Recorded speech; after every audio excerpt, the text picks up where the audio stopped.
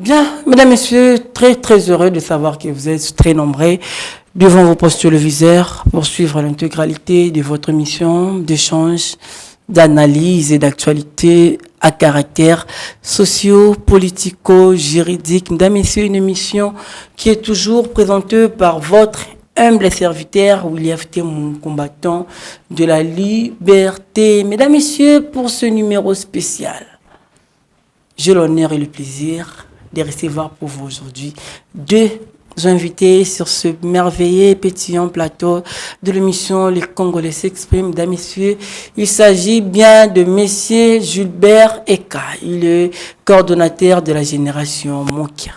Il n'est pas seul sur ce pétillant plateau. Et en face de lui, je reçois pour vous Monsieur Joe Maele. Il est le porte-parole national du parti politique MDECO. Je débute avec Monsieur Gilbert. Monsieur Gilbert, bonjour et bienvenue. Ok, bonjour, monsieur. Ouais.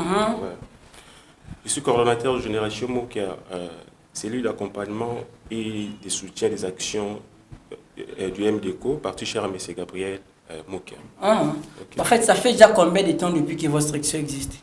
Ça fait déjà une année. Hein. On est là on a tenté de soutenir M. Gabriel Mokia. Donc, voilà. C'est quoi la motivation? En fait, d'où vous est venue d'abord la motivation de créer votre structure? La motivation est venue juste parce que, comme M. Gabriel Mokia nous a toujours dit qu'on doit gagner les élections, et grâce à ça, on a eu dans l'idée de créer Génération Mokia pour qu'on puisse accompagner l'MDECO vers les élections, pour qu'aussi on gagne, et parce que l'objectif est qu'on doit donner au président de la République le député et la majorité au Parlement. Au moins 80 députés, c'est pourquoi que Génération Mokia, on a déjà commencé à travailler. Donc je comprends bien, même M. Mokia, qui a été candidat aux élections, candidat président de la République aux élections de 2018, en fait, compte soutenir M. Félix Tshisekedi aux élections de 2023. Donc compte être derrière M. Félix Tshisekedi, qui a été son changeur aux élections de 2018, au prochain scrutin de 2023. Nous, le président Gabriel Mokia nous a dit que candidat en 2023, c'est Félix Antoine Tshisekedi Tshilombo. Ok, donc en 2023. Bon, c'est la question, il y a faiblesse parce que il y a lobby. Parce que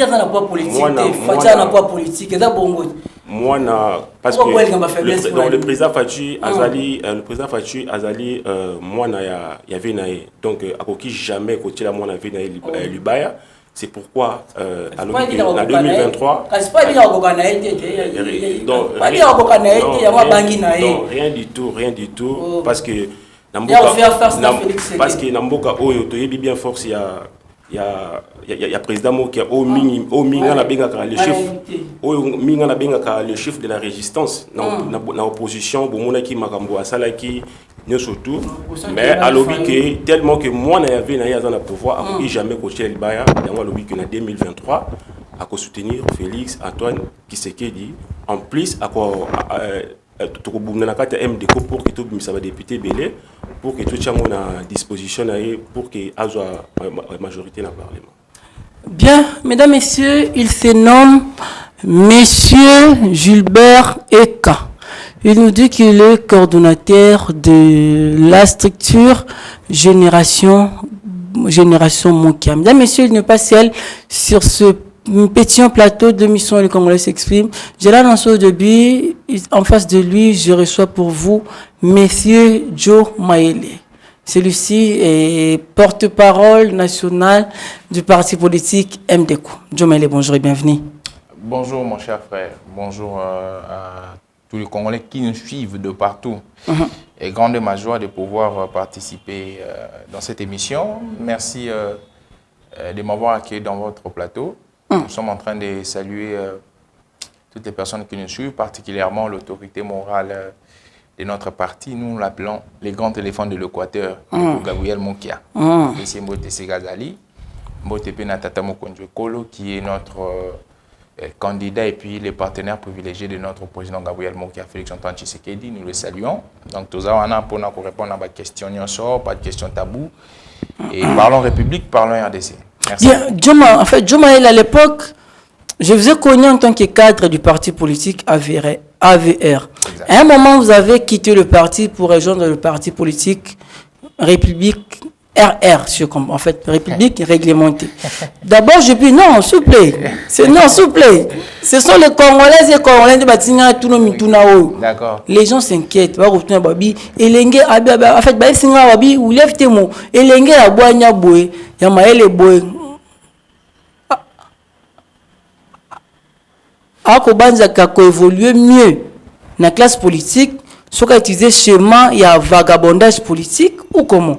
En fait, d'abord, c'était quoi la motivation de quitter ces deux partis pour rejoindre le parti cher, le parti cher à messieurs Gabriel Moukia? J'ai toujours... Nous répondons à la question.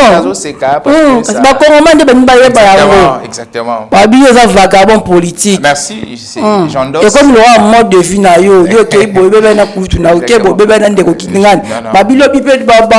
de trahir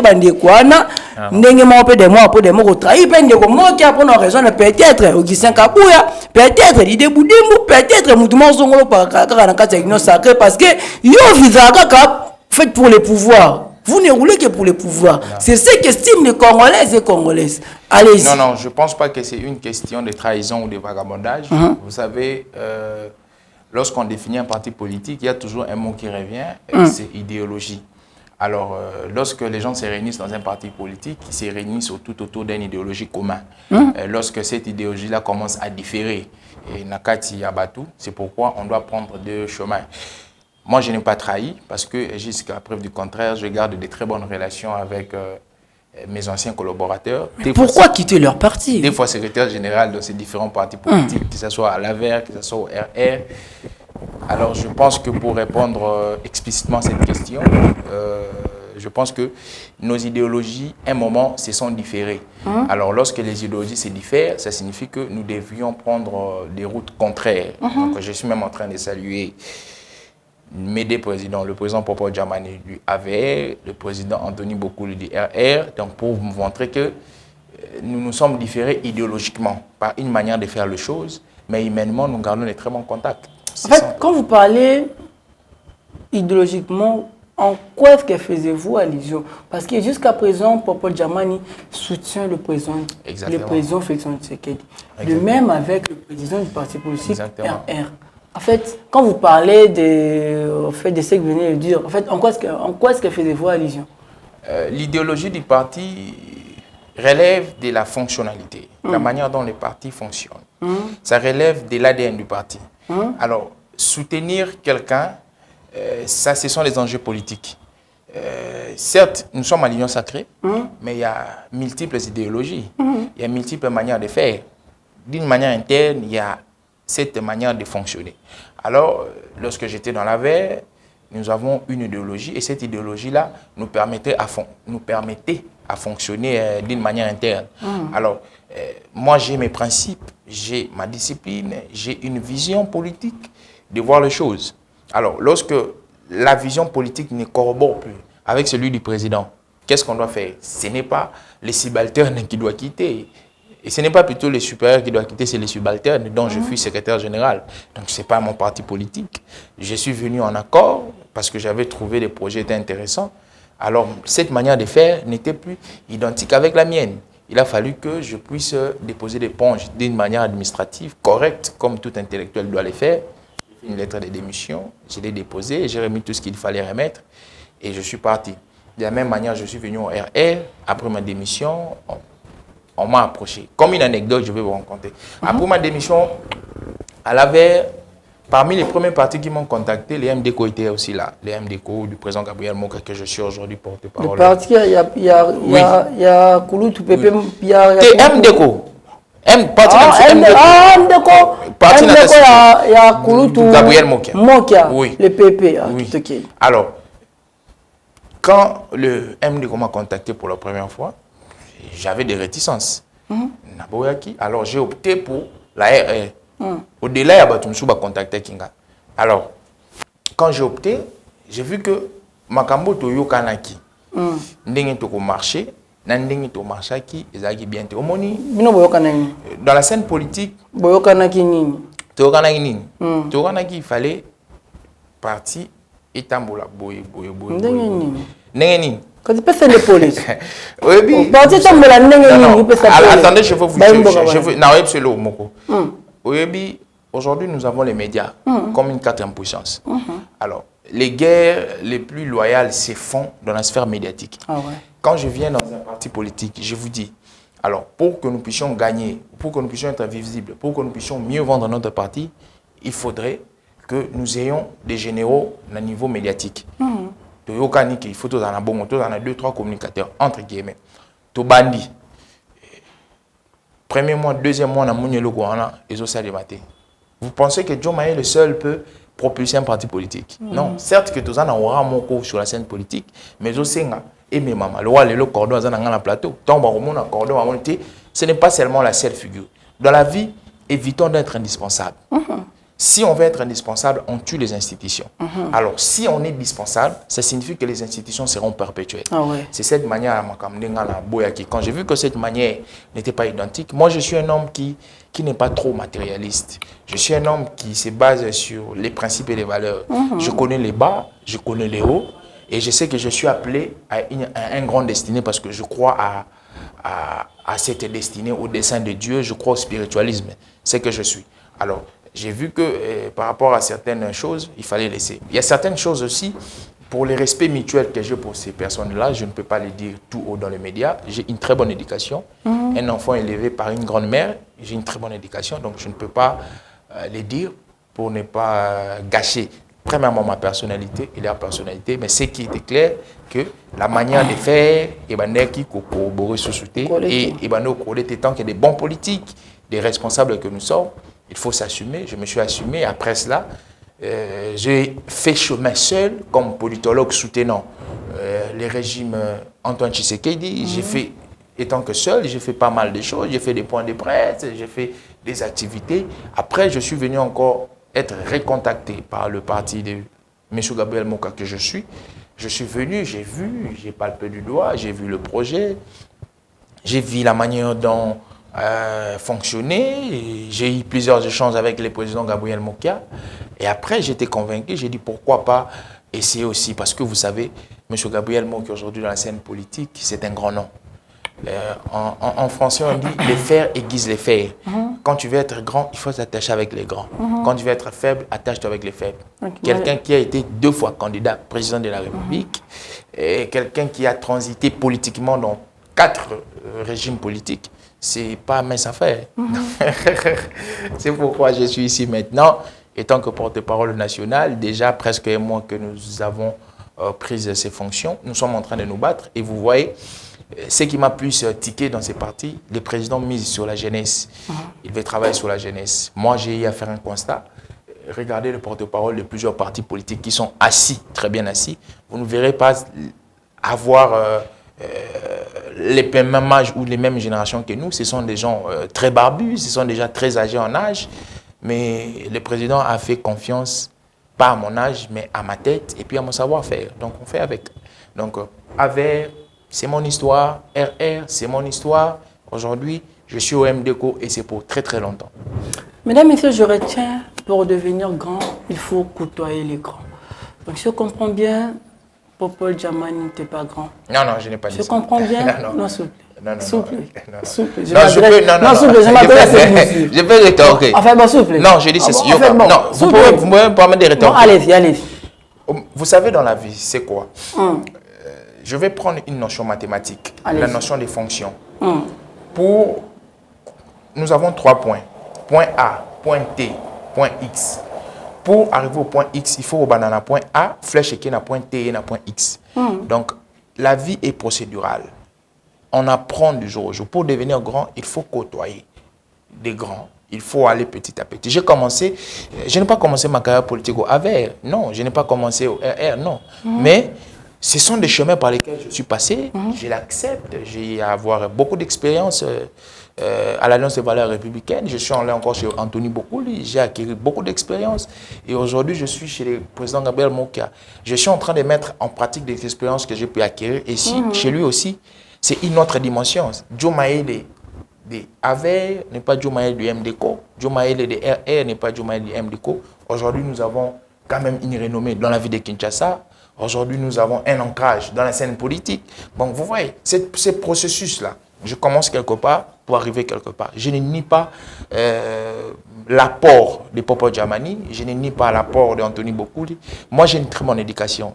Vous me verrez au grand jamais insulter ou proposer des propos pamphlétaires envers mes anciens présidents. D'ailleurs, nous avons une conférence ici il y a un mois.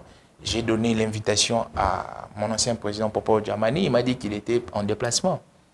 Donc c'est un peu ça. Faisons la politique bien, une politique des idées et non des insultes. C'est ça. Pouvez-vous nous faire des analyses comparatives entre le parti politique MDCO et le parti politique MRV? Deux analyses comparatives. MDCO et AVER. AVER. Alors, déjà, du plan de vue... Seulement deux. Voilà. Seulement deux et puis voilà. on clôt. Du plan de vue de naissance, le MDCO est né depuis très longtemps. Le AVER, c'est 2018.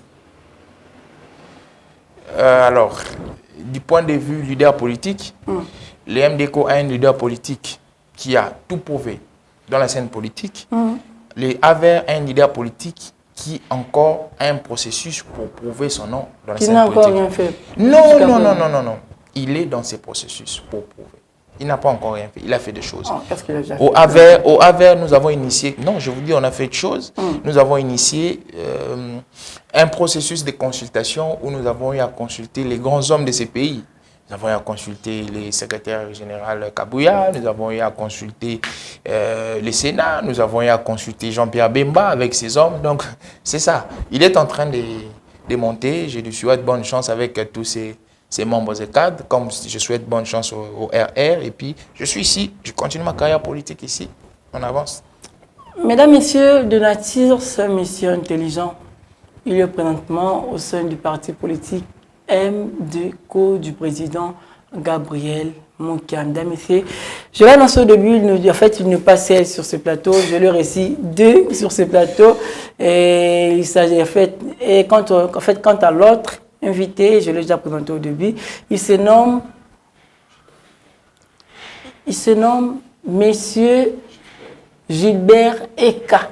Il est le président de la génération Moukia. Monsieur Gilbert, d'abord je puis savoir, c'est quoi la particularité de votre structure?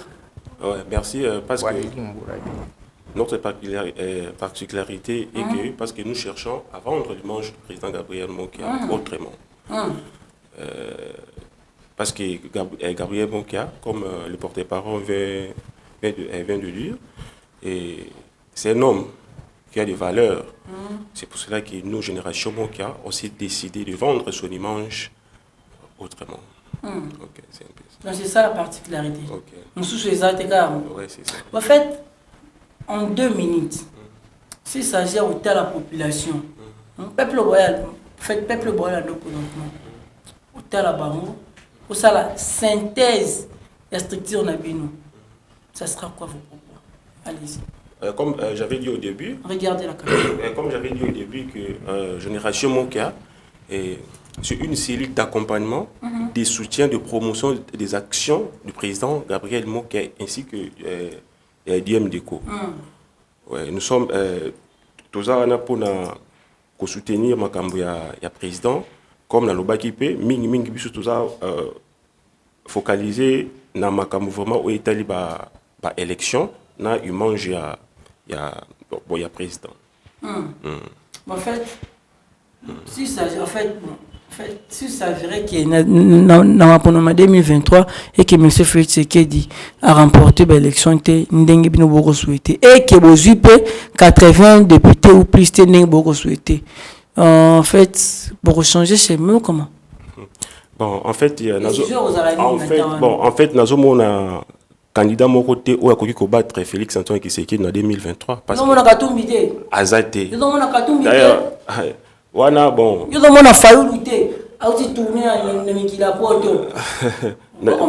ndeko journaliste na émission bien que ils ont un candidat mon côté ou à combattre Félix Antoine Tshisekedi en 2023 azate parce que les gens ont perdu le bic en 2023 à combattre il a Félix Tshisekedi à combattre Félix Tshisekedi parce que bila Félix Tshisekedi est très catastrophique donc ba Kongoman ba olgazu ko moi en fait ba Kongoman bazo rakanda comme na somi mboka.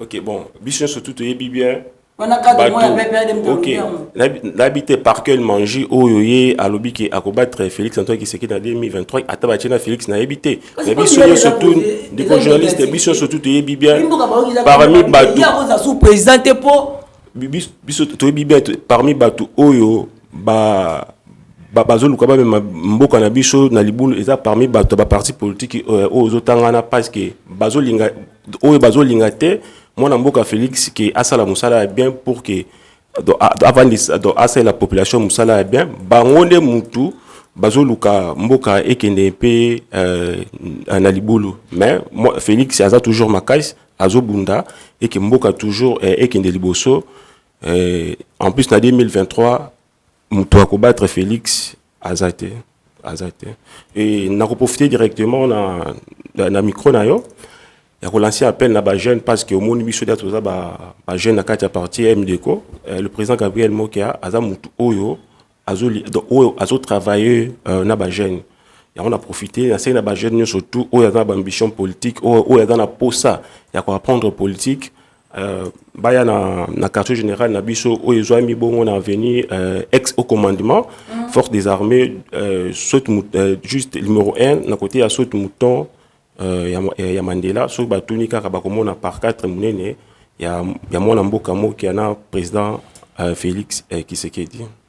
Bien, mesdames, messieurs, il se nomme Monsieur Gilbert Ekaïli, le coordonnateur de la structure Génération Monkia. Mesdames, messieurs,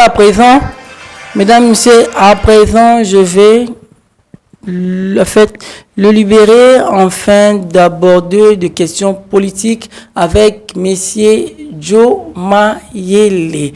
En fait, entre-temps, je vous laisse à présent suivre cet élément et on se retrouve tout juste après.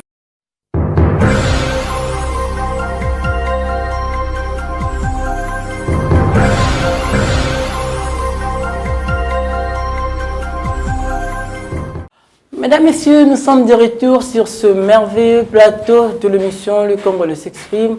Je rappelle que j'ai aussi pour vous aujourd'hui Monsieur Joe Mayele, le cadre et porte-parole du parti politique MDCO, le parti cher à Monsieur Gabriel Mokia, en fait, le président de ce parti politique. Mesdames, Messieurs, parlons politique à présent. En fait, nous allons parler tout au long de cette émission, nous allons parler de l'insécurité à l'est de la République démocratique du Congo. Mesdames, Messieurs, quel schéma pouvons-nous emprunter pour amener la paix à l'est de la République démocratique du Congo? Nous allons parler tout au long de cette émission. Mesdames, Messieurs, toujours tout au long de cette émission, nous allons parler des élections de 2023. Est-ce qu'il y aura bel et bien élection dans un délai constitutionnel ou pas? Nous allons parler tout au long de cette émission, mesdames, messieurs.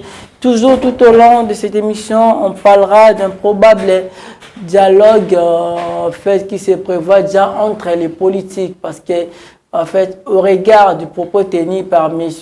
Olenganko, le président de la structure qu'on appelle SENSA, en fait, Olenganko, il dit tout haut que Fayoulou est prêt à négocier ou à rencontrer son, en fait, bon, je sais pas, je peux l'appeler homologue, je ne sais pas, son homologue, son frère, son ami, Félix Antoine Tshisekedi, pour parler Congo.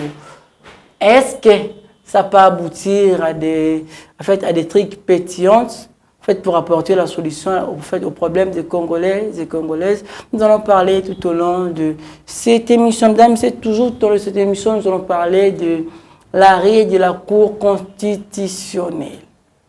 Est-ce que la Cour constitutionnelle est-elle compétente pour juger l'ancien Premier ministre? Je parle de M.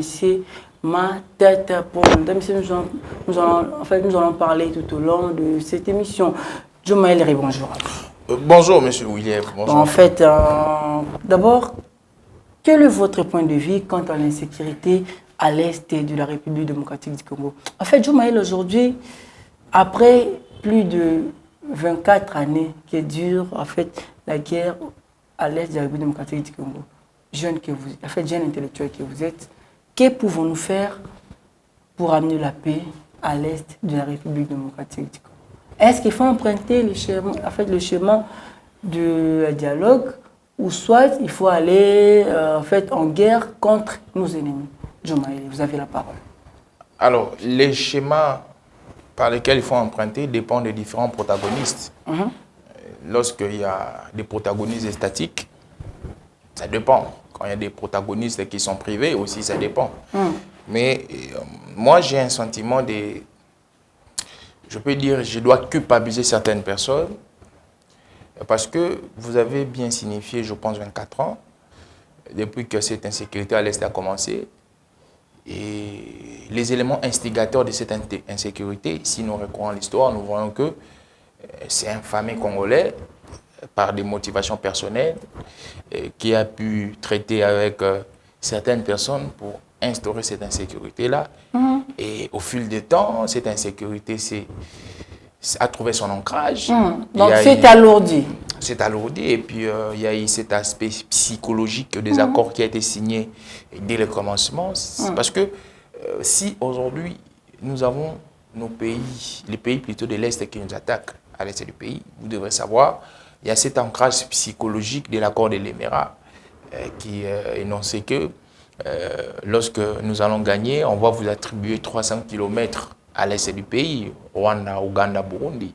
Et cet ancrage psychologique jusqu'à nos jours, c'est ce qui fait que le Rwanda réclamerait, je mets au conditionnel, réclamerait une portion des terres congolaises. Mais aujourd'hui, nous avons un monsieur qu'on appelle Félix-Antoine Tshisekedi, qui, lorsqu'il arrive au pouvoir, il dit qu'il doit en avoir assez. Il doit taire ce climat d'insécurité. Mais moi, je pense qu'il a amorcé un chemin pour la pacification. Alors, dans le chemin pour la pacification, vous allez savoir, il y a des embûches, il y a des obstacles. Pourquoi il y a des obstacles? Parce que l'insécurité a trouvé son ancrage. Alors aujourd'hui, dans l'heure où nous sommes, il y a la volonté de pacifier qui se heurte avec la volonté d'insécuriser. Il y a cette bataille qui est dans l'est du pays parce que celui qui est au pouvoir a ce cœur du père de la nation d'instaurer la sécurité totale. Ceux-là qui trouvent gain à l'insécurité veulent accentuer l'insécurité pour ne pas permettre que le pays soit pacifié. Alors, il y a une dichotomie. Dans cette dichotomie, il y a la partie congolaise qui est perdante, mais il y a la partie protagoniste, nos antagonistes plutôt. Nous trouvons, d'un côté, nous trouvons les terroristes M23 et leurs instigateurs. Donc, c'est dans cette optique que nous sommes en train. Le problème est au niveau de la solution. En fait, que pouvons-nous faire pour amener la paix? C'est ça le problème. Non, en fait, je suis en train d'abord de vous donner l'état de lieu. On ne peut pas soigner une plaie sans pourtant l'assainir. Parce que quand vous mettez le produit dans une plaie sans pourtant assainir cette plaie, c'est que vous ne soignez pas, mais vous êtes en train de détruire. Et la finalité sera qu'on coupera les pieds. Alors, aujourd'hui, les solutions, c'est basé à deux niveaux. Notre président Mokia l'aurait dit, il y a une solution qui serait diplomatique et puis il y a une solution qui serait militaire. Et parmi les solutions militaires, nous sommes en voie. Il y a cette majoration des moyens pour notre armée. La majoration des moyens pour notre armée, nous sommes en train de voir parce que le budget 2023, nous avons vu 10% du budget de l'armée a été majoré. Alors, nous avons aussi un problème. Parmi les problèmes, c'est le problème d'armement. L'armement qui fait que lorsque nous voulons acheter, il faut que nous puissions être barrés. Pourquoi on doit être barrés? Parce que ces gens-là dont j'ai dit savent que si aujourd'hui le Congo a des armements, si aujourd'hui le Congo a des moyens pour se défendre, ils ne vont plus tirer gain de cause. Alors je pense que nous sommes dans cette optique-là. Il y a l'optique militaire qui est en voie définition, il y a aussi l'optique de dialogue. Mais on va dialoguer avec qui? On va dialoguer comment? C'est ça aussi le problème. Et pourquoi? Voilà, et pourquoi? Pour quel motif? Et pour quel motif? Parce qu'aujourd'hui, le président de la République a dit qu'on ne dialogue pas avec les terroristes. Mais ces terroristes-là sont soutenus par le Rwanda. C'est le Rwanda qui voudrait, d'une manière ou d'une autre, dialoguer avec nous. Alors, dans cette optique, c'est nous qui devons donner les lignes à suivre, c'est nous qui devons donner les conditions.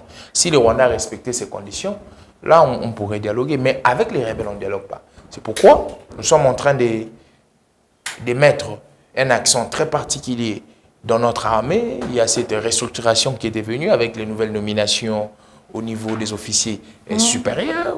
Il y a des nouveaux recrues qui sont là. Et nous sommes en train de faire avec. N'oubliez pas, le Congo fait face aussi à un complot international. Parce que vous avez vu les armes des RDC bloquées sous prétexte de l'embargo. Alors, c'est dans tout ça que nous sommes en train de faire. Alors, dans des politiques plus lointaines, il faudrait aussi qu'on puisse développer notre ministère des Recherches scientifiques. Allouer plus de moyens. De la même manière, on a alloué les moyens à l'armée, allouer plus de moyens afin que nous ayons des productions militaires locales. Lorsque nous produisons nos armes nous-mêmes, lorsque nous produisions... Bon, en fait, en général, toute la logistique militaire en interne, on ne peut plus dépendre de l'extérieur. Et puis, notre président Mokiale dit toujours, il faudrait redéfinir le partenariat militaire congolais. C'est très important. Aujourd'hui, on a plus un passé commun avec le bloc capitaliste. Et on a un passé presque pas commun avec le bloc communiste. Pourquoi pas migrer vers peut-être la Russie, qui sont plus francs, plus sincères avec nous que nos alliés traditionnels, qui les Américains, les Français et les Belges, par exemple. Donc, il faudrait que nous puissions tabler sur ces points-là. Alors, nous mettons à disponibilisation tous ces propos, tous ces arguments, toutes ces propositions, toutes ces recommandations au gouvernement, au président de la République. C'est à eux d'apprécier et voir ce qu'ils peuvent faire. Mais nous sommes pour toutes les démarches qu'ils sont en train de faire. Bien. Mesdames et messieurs, nous courons derrière les temps. Prenons à présent les deuxième thématique de cette émission qui consiste aux élections de 2023. Mesdames et messieurs, est-ce qu'il y aura-t-il élection dans un délai constitutionnel ou non? Est-ce que les schémas du dialogue est sur la table de M. Félix-Antoine Tshisekedi et c'est de l'opposition? Nous allons parler tout au long de cette émission. En parlant des élections de 2023, pensez-vous que les élections peuvent se tenir dans un délai constitutionnel ou nous allons vers un dialogue?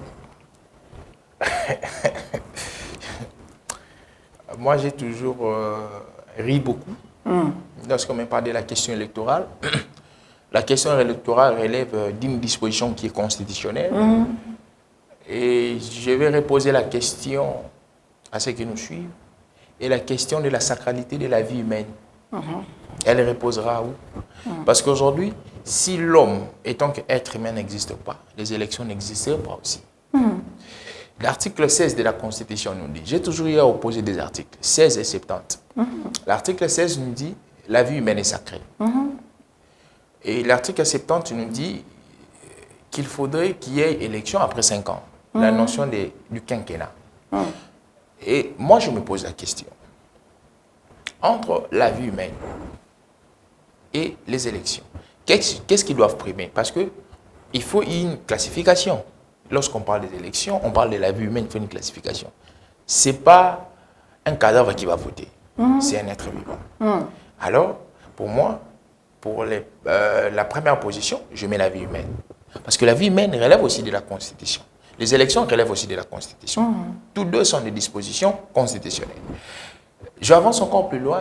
On nous dit ce qui fait que l'État existe, chez les théoriciens qui sont contractuels, ils vous diront la notion de la sécurité.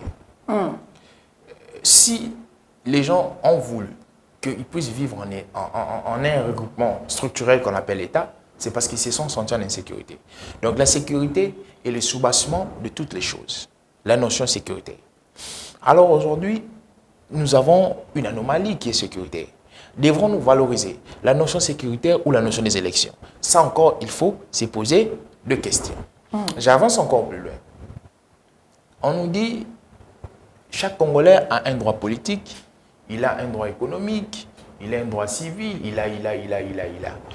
Alors, dans la dimension du droit politique, on voit le droit du vote.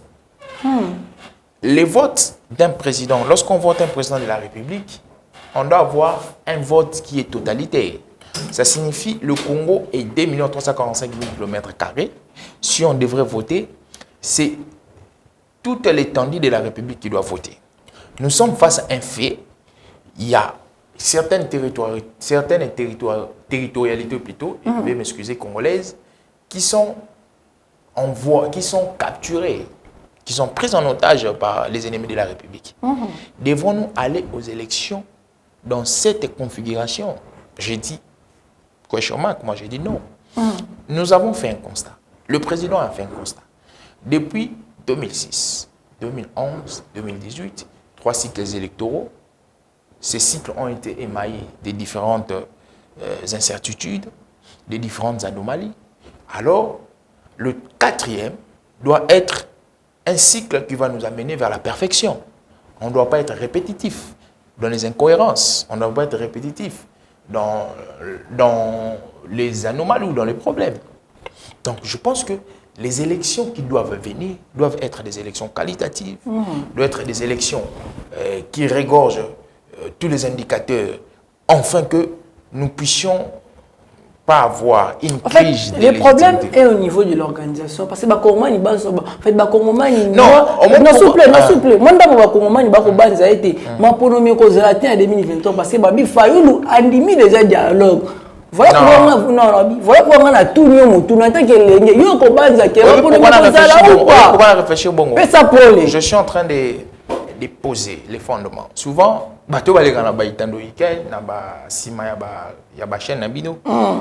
ils viennent pour parler, mais ils ne posent pas le vrai problème. Ils ne décortiquent pas le vrai problème. Parlons de M. Fayoulou, lorsqu'il a parlé, il veut parler. Balingi a ça l'échange, il y a ma tata Mokondi par rapport à la question sécuritaire. Alors ça, c'est pas interdit. Tout Congolais a le droit d'apporter son initiative, d'apporter sa manière de voir les choses. La gestion en boca. Mais le partage aux Zolobela, ce n'est pas un partage du pouvoir, non. Le dialogue, ce n'est pas un dialogue qui doit se concentrer plutôt sur le partage du pouvoir, non. C'est un dialogue où peut-être, il faut savoir que Ndeko Fayoulou, étant que citoyen congolais, a apporté ma canisinaïe dans l'angle de sécurité. C'est de ça que nous allons parler. Donc, on a pouvoir. Nous sommes dans un pays qui est régi par un contrat social qu'on appelle la Constitution. Tout s'est fait par rapport aux lois de la République. Lorsque tu as une Constitution, on le barre toujours, article 70, nul n'est censé ignorer la loi. Tout Congolais doit respecter la Constitution et les droits de la République. Alors, Tata Mokonzi Ekolo, Azana ni loi, au-delà d'être président de la République, c'est un citoyen congolais. Donc, il n'est censé ni ignorer la loi, ni la Constitution. Donc, il a l'obligation d'organiser les élections. Donc, il a l'obligation. Donc, il a l'obligation, exactement. Mais ce qui est comme une contrainte, Oyo, est obligé de gagner un extra. Parce que nous avons un fait. Parce que on est dans d'autres cieux, actuellement, la Constitution doit nous éclairer. Parce que les hommes marchent avec les règles du droit. Actuellement, la Constitution doit nous éclairer. Au cas où il y a report, qu'est-ce que la Constitution dit? La Constitution dit ceci, selon la Constitution. Le président de la République reste en fonction jusqu'à l'installation de son successeur. Cet article est appuyé par l'arrêt de la Cour constitutionnelle de 2015. Actuellement, lorsque je fus à la VR, j'ai eu à proposer quelque chose pour apporter une amélioration constitutionnelle. Lorsque je fus en solo, j'ai eu à proposer quelque chose pour améliorer cette anomalie constitutionnelle concernant l'ambiguïté qui traîne devant cet article-là. C'était quoi votre proposition? Ma proposition a été, lorsque il y a des contraintes qui entourent l'organisation des élections, il faut qu'il y ait une notion de prorogation, il y a un mandat président de la République. C'est ça, c'était ça ma proposition. Avec l'aide de Dieu, nous allons les soumettre aussi au président Gabriel Mokia, à tout son bureau politique. S'il les semblerait, il trouverait ça important, on va les porter. C'était une proposition de loi pour réviser ces articles-là, en tout cas. Je pense, c'est comme ça que les scientifiques doivent réfléchir. Mesdames, Messieurs, nous sommes au dernier virage de cette émission. Mesdames, Messieurs, prenons à présent le troisième thématique de cette émission qui consiste à l'arrêt de la Cour constitutionnelle. Est-ce que Dieudonné Kamouleta a-t-il raison ou c'est Dieudonné Kalouba qui avait raison? Mesdames et messieurs, nous allons parler tout au long de cette émission. En fait, M. Djomaïli, voyez-vous en fait, la Cour constitutionnelle être compétent en fait, pour juger les anciens premiers ministres? Y a-t-il une juridiction, ceux qui nous suivent, y a-t-il une juridiction qui est au-delà de la Cour constitutionnelle? J'ai dit non. Nous sommes face à un fait ambigu. Donc, Naningala, et le solution nango et munanate. Donc, c'est un peu complexe. Alors, la Cour constitutionnelle est censée aussi interpréter la Constitution et les lois de la République. La Cour constitutionnelle est la dernière instance juridique de la République démocratique du Congo. Au cas où aujourd'hui la Constitution c'était, qui doit interpréter la Constitution? C'est la Cour constitutionnelle. Mais qu'est-ce que dit la loi? La loi, mais c'est pourquoi je dis, tous en a cas, il y a complexité. Loi, n'a cas, il y a matata pole. Et lobby, pratiquement rien. Loi, c'est terre. Non, loi et c'est terre. Or, c'est pourquoi tous on a le même contexte de l'élection. La loi c'était, mais il y a un fait. Et on fait quoi présentement? Alors, on va à une jurisprudence. On doit créer une jurisprudence. Matata pour nous, entre guillemets, doit faire objet d'une jurisprudence. Parce que nous avons déjà une cour qui est constitutionnelle. La cour constitutionnelle qui est la dernière instance juridique qui pourrait traiter ces cas-là. Donc, on fait de lui une jurisprudence. Si Matata pour nous devenait une jurisprudence aujourd'hui, je pense que dans les jours à venir, s'il y aurait, je mets au conditionnel, un ancien premier ministre qui commettrait des bavures, on pourrait aussi les juger et prendre le cas Matata pour nous comme jurisprudence. Parce que lorsque tout autour, il y a dossier, il y a Bukangalonjo. Ils ont plané, ombre, ils ont plané. Et puis ça, tout ça, on ne sait pas qui a fait quoi, mais il y a des millions et des millions où ils ont investi dans le projet. Mais toi, sincèrement, mais est-ce qu'on a le bélo côté? Est-ce qu'en fait, n'êtes-vous pas parmi ceux qui estiment que ceux qui disent que Kalouba a formé la dossier et que la violation, il y a mis quoi? Moi, je pense ici. Au moins, Lélo, quand la Constitution c'était, il faudrait qu'on crée un mécanisme. Parce que nous sommes face à un fait. Un fait qui doit être réglementé. Il semblerait que M. Matata Pogno aurait détourné. J'ai mis au conditionnel. Il semblerait. Alors, il faudrait tirer cette chose au clair. Nous avons la Cour constitutionnelle qui est là. J'ai bien dit aujourd'hui, on doit faire de Matata Pogno une jurisprudence. Que ceux qui battent une chose, salir la qualité à Kala, c'est la référence. Ça signifie, si tu as dit s'il y a des premiers ministres qui ont commis des bavures, au nom, il y a que la loi se tue, on ne doit pas les juger. Là, la justice deviendra partielle. Non. Il doit y avoir une jurisprudence, il doit y avoir un mécanisme, un modèle d'exception par lequel on va juger M. Matata Pogno. Et la seule cour où ils ont l'écolo, c'est la Cour constitutionnelle. Pourquoi? Parce que la Cour constitutionnelle est le juge pénal du président de la République en fonction et du Premier ministre en fonction. Oui, je suis en train de bien nuancer en fonction. Alors, on peut prendre cet élément-là comme élément parallèle pour aussi donner à la Cour constitutionnelle cet aval de pouvoir juger M. Matata Pogno. Du fait qu'il y a une dernière instance juridique, il y a un mot. Donc je ne pense pas que les alliés là au Mongo à Mabé. Je pense que s'il y a contradiction, c'est une très bonne contradiction. C'est un choc, il y a des que j'ai la lumière. Quand l'ex-président de la Cour constitutionnelle, Dieudonné Kalouba, qui dit ce n'est pas comme ça, lorsque le président dit c'est comme ça, donc c'est un choc au monde. En fait, entre les deux, que du mieux. Entre Dieudonné Kalouba et entre Dieudonné, comment ça s'appelle? Kamoulet. Qui dit mieux entre les deux? Ils naviguent tous deux dans des principes et dans les théories. Personne n'a tort, personne n'a raison. Ils se sont contredits. Non, je dis, c'est une voilà. Partons un peu dans ces deux trucs. Dieudonné Kalouba s'est contré. Et c'est comme Dieudonné Kalouba, il dit que la Cour constitutionnelle ne peut pas juger M. Matata Ponyo parce qu'il n'est pas compétent. OK? Il fait référence à tout ce qu'il doit faire, à des soubassements juridiques. Mais Dieudonné Kalouba a dit que la Cour constitutionnelle doit juger M. Matata Ponyo parce qu'il y a des faits infractionnels. En se référant quoi? Non, en se référant à des faits infractionnels. Bah, faits, infractions où il y a commis. On se réfère à ces faits-là. Mais Kalouba Loba qui en fait, en tant que président de la Cour constitutionnelle, Moubeko et c'était à côté. Donc, chambre naïe est compétente pour le juger. Moi, je vous pose une question. Ceux qui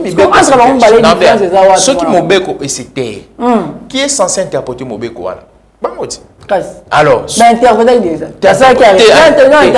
ils n'ont pas interprété. Non, il n'a pas interprété en fait. Il n'a pas interprété. Dieudonné Kalouba s'est figé. L'article, je crois, 62, 63 à la Constitution. Il y a 163 à la Constitution, lui qui est Cour constitutionnelle.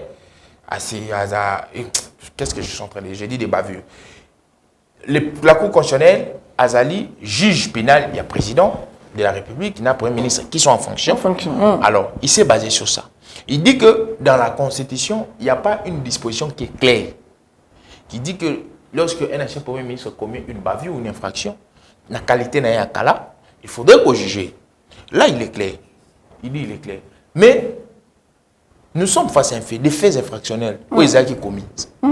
Mais il faudrait que le Cour constitutionnelle, la dernière instance juridique est à la Magambouana, juridictionnelle plutôt, est à la Magambouana. Moi, je pense que s'il y a contradiction, il y a une contradiction scientifique qui doivent apporter une lumière du fait que soit on doit instaurer une loi où il faut juger, comme il y a des lois où ils allaient pour un ancien premier ministre, un ancien président, un statut nabango, ils appellent loi moko pénale, ou loi organique moko, où il faut juger l'ancien premier ministre, non pas loi organique, mais une loi ordinaire plutôt, où ils faut statuer na Makambu, il y a premier ministre quand ils commettent des bavures pendant ou après leur fonction, je pense.